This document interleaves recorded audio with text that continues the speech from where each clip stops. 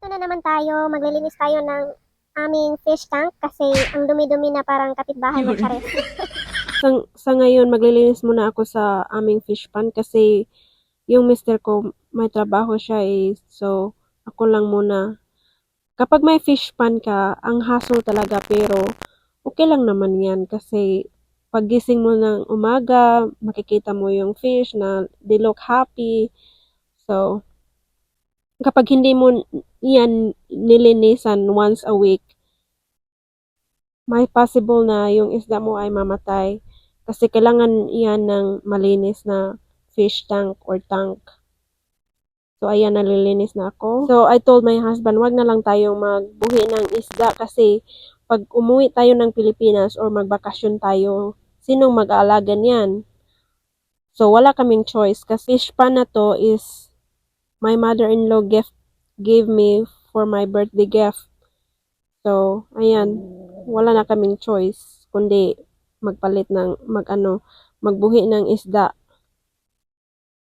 or mag-alaga ng isda. Dito sa Amerika mahirap naman pero kung magtatrabaho ka, okay naman yung buhay mo dito. Tapos kung sa Pilipinas, kung mag-alaga ka ng isda, I don't know how much per fish there, but here in America, you can buy it a nice fish for 1,000 to 1,500 peso. So hindi tayo maka-afford 'yan sa Pilipinas. Oy, kasi ang mahal ng mga palitunon diyan. Tapos yung sweldo natin diyan hindi malaki. So, prioritize natin ang pangangailangan natin sa buhay. Ayan na, lumabas na si Mr. from his office. So, he's trying to help me to clean his fish.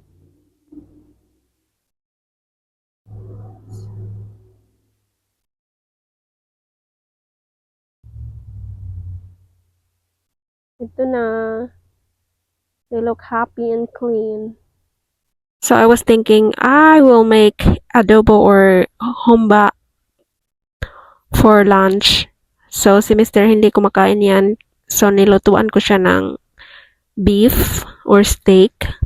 Kasi hindi ako mahilig ng steak. Gusto ko yung karne at saka manok lang. Tapos rice or vegetable. So, ayan, naghumba. Kahapon, nagbami or nagpansit ako. Pero, ngayon, iba naman ang yung putahe. Gagawin natin.